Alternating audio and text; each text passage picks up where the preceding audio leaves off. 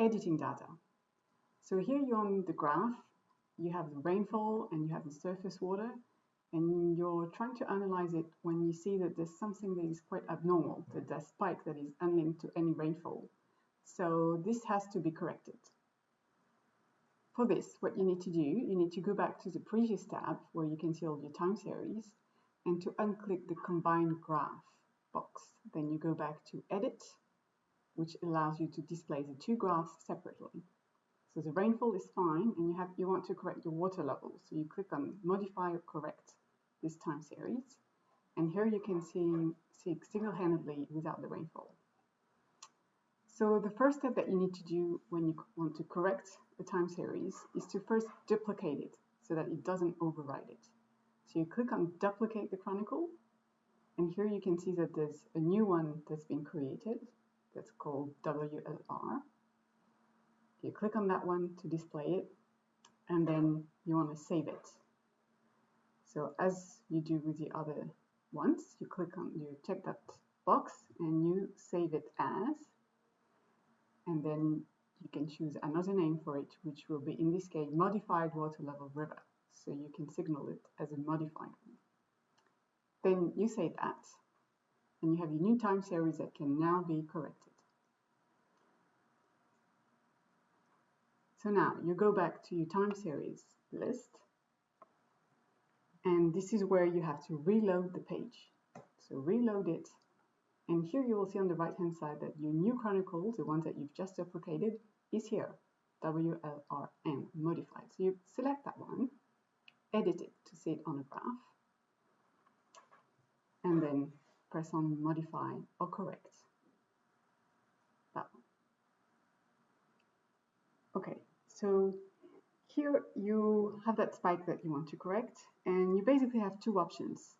Either you want to display it as missing data, or you want to actually correct the spike. So in the first instance, if you want just to signal it as missing data, you just zoom to it, zoom to the area that you want to correct. And then on the left-hand side, you click on Correction Options. The third one here is the missing data one, so you need to remember it as pink. So you just press on the pink button to generate it. Here it tells you that this has been generated, and if you zoom to it, you will see that pink rectangle, which is the signal that it is missing. So it's incorrect data. So now, if you're happy with that, you can zoom to it again, see what it refers to, go back to that spike, and then you want to try and correct that spike now.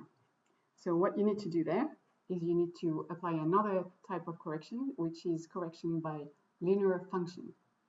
So here the spike is too high, so you need to make it lower. So you change the B function and you add minus here, let's say it's 1,850, and you apply that.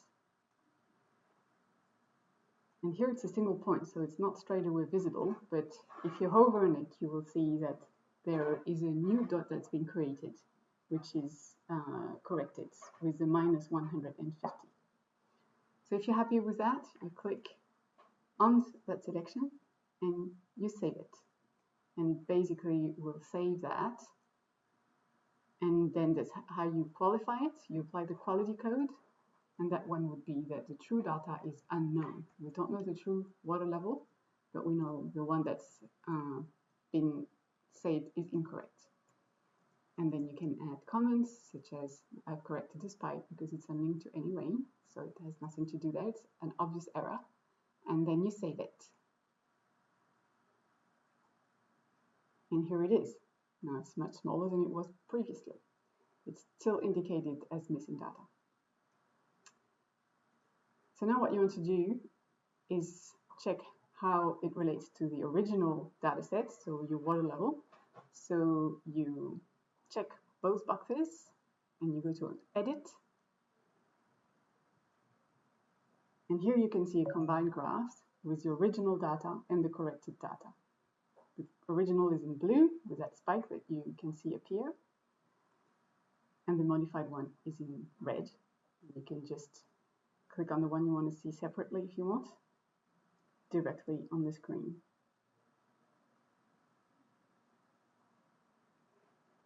that's it for your data correction. Now you've got your plot that shows the row and the corrected data. And if you hover on it with your mouse and you want to check the quality code, here you can see there's none. It's indicated as null. But the one that you've just corrected, it says true data unknown. So next time when someone goes on it, it's going to know that someone's already been playing with it, it's already been corrected, and the reason why is because the true data is unknown. So that's a very easy way to see what's been done.